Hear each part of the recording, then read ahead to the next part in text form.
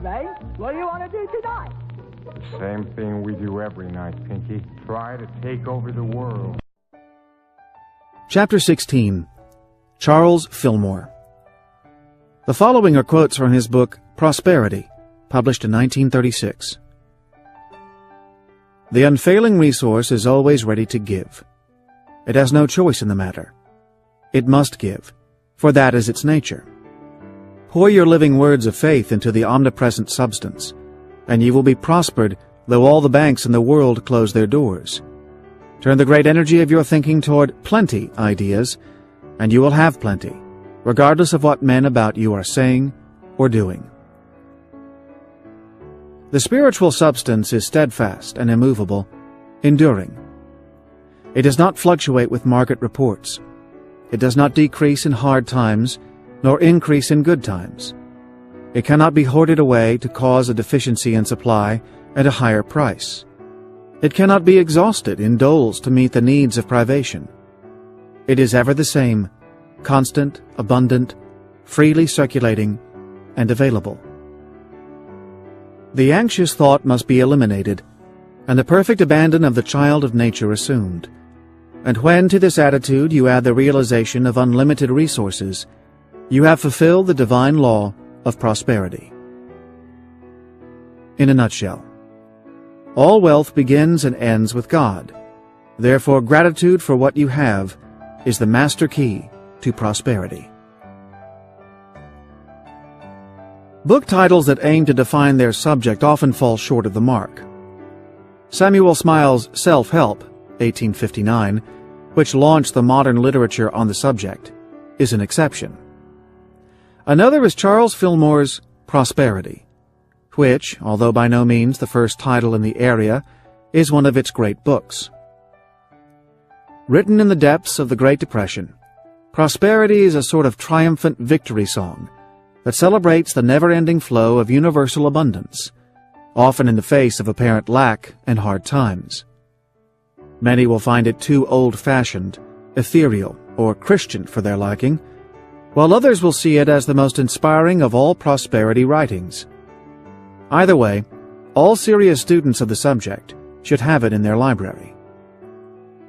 Fillmore and his wife, Myrtle, founded the Unity Spiritual Movement, a non-dogmatic church that has raised the profile of prosperity consciousness as a concept.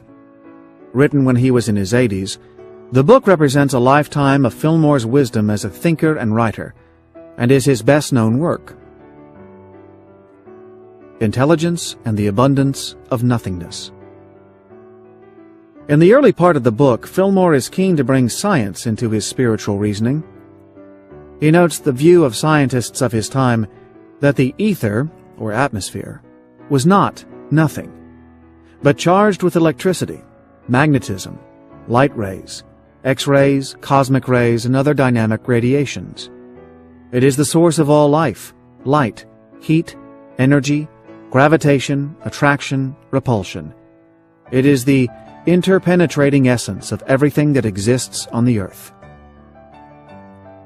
In other words, he writes, science gives to the ether all the attractions of heaven without directly saying so.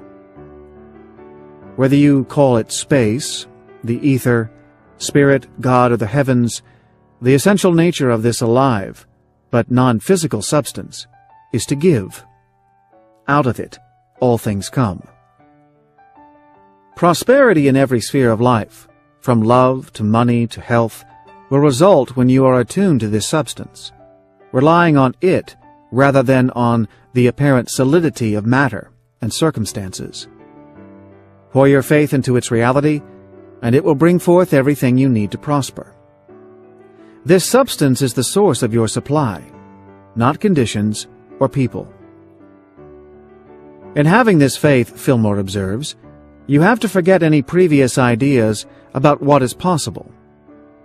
God, or spirit, operates at a totally different level to matter, and physical form only comes into being as the result of what it intends. The universe is not a set of blind mechanical forces, rather it is persuaded and directed by intelligence. The invisible supply. The implication, Fillmore says, is that the more you understand matter, money, and possessions as emerging from the universal spiritual flow, the less need there is for you to grasp after things and treat them as solely yours.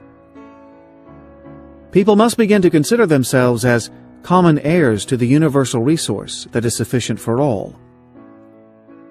He is not suggesting that you embrace communism, simply that you recognize your ability to create what you need, and after the fashion of the universe itself, not hoard, but keep giving. Anyone who uses this knowledge of the invisible supply for what they might get out of it will be disappointed.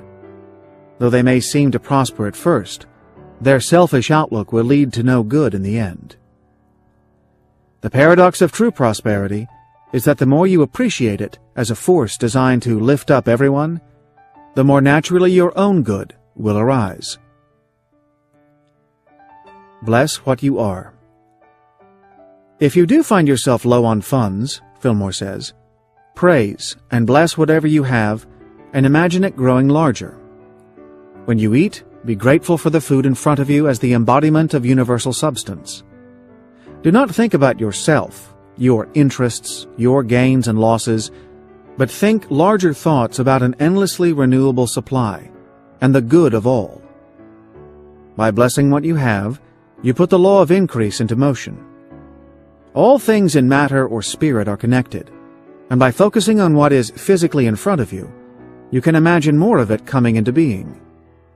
This is exactly what Jesus did with his loaves and fishes miracle, and what the widow did in the prophet Elisha's day, when she turned her small amount of oil into enough to keep the lamps burning through the night. Recognize the importance of thoughts and words. Prosperity cannot happen, Fillmore notes, while you continue to entertain poverty-stricken thoughts. Each thought draws more to it of the same type, leaving no room for the truth of prosperity to become part of your mindset. You may discount our casual thoughts and ideas, but he warns that they are the eternal realities from which we build our life and our world. Talk only of prosperity, and it will become your reality. Say this to yourself, he suggests. I am God's offspring, and I must think as God thinks. Therefore I cannot think of any lack or limitation. Let God order your life and finances. Fillmore observed that many people live in the real world for 6 days of the week, then leave a bit of room for God on Sundays. For them, it is not right to bring spirituality into the marketplace. If you are really to prosper, however, you must take a leap of faith and allow God into all areas of your life. He writes, "This mind of the Spirit will guide you in perfect ways, even in the minute details of your life, if you will let it do so. But you must will to do its will and trust in all your ways. It will lead you unfailingly into health, happiness, and prosperity, as it has done and is doing does not for need thousands. To strive, and neither do you, if and when you follow." In one of his more beautiful passages, Fillmore observes, "We do not have to work laboriously in the outer to accomplish what the lily does so silently and beautifully. Most of us rush around trying to work out our problems for ourselves and in our own way, with one idea, one vision, the material thing we seek. We need to devote more time to silent meditation, and like the lilies of the field, simply be patient and grow into our demonstrations. These substance ideas with which we are working are eternal ideas that have always existed and will continue to exist. The same ideas that formed this planet in the first place, and that sustain it now. Things come to you easily when you live in a state of love and gratitude. Dwelling on thoughts of spirit, God, and love leads you to everything you need, plus a host of blessings you never even expected or wanted." More prosperity principles. Among Fillmore's many other insights are: you don't have to know how the prosperity law works scientifically. All you must do for it to work is to have a time of silence once a day in order to concentrate on the source from which all things come. Recognition of it, gratefulness for it, and faith in it is enough for it to work for you.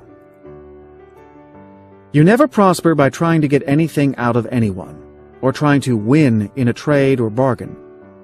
Instead, hold steadily to the law of equity and justice that is working in and through you, knowing for a certainty that you are supplied with everything necessary to fulfill all your requirements. Don't be anxious. People who hunger to be good and righteous are always fulfilled. If you put spirit first, you should not be ashamed about picturing what you need and knowing it is already coming to you, now. If doubts creep in, say, I trust omnipotence. I know that God does provide for the fulfillment of His divine idea, and I am that divine idea. Don't simply ask God for riches. Instead, like Solomon, the richest man of his age, ask for wisdom, for ideas. People from all over the world visited Solomon for advice and brought gold with them. Great judgment, given as a gift from God, is a basic ingredient of prosperity. Some believe that poverty can be a blessing, that it is God's will for us to have hard times as well as good times, so that we can appreciate things more. But this is not the way of God at all. His nature is eternal giving and new creation. It is up to us to attune ourselves to this reality. Whatever talent you have, you must use it fearlessly, not letting anything stand in your way. To bury your talent goes against the prosperity law. Don't focus too much on your present conditions, only on what you are on your way to becoming. And finally, give away 10% of all money that comes to you. There is nothing that keeps a person's mind so fearless and so free to receive the good constantly coming to him as the practice of tithing. Final comments.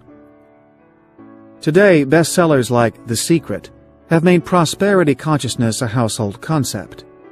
But in 1930s America, when the evidence pointed only to the reality of hard times, it took courage and moral leadership to affirm the ideas contained in Fillmore's book. There is something very comforting and inspiring about prosperity.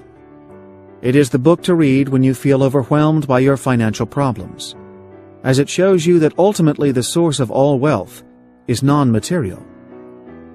Most of the time you may be focused on the routines of working, spending, and saving, when the real source of prosperity, the infinite spiritual substance from which all matter comes, awaits your attention. If you can go into a quiet place and be still, you will be reminded of this source and worry less about where the money will come from. Fillmore asked out loud to the reader, "Is this an impractical utopia?" His answer was that you could not know until you tried out his concepts in your own life.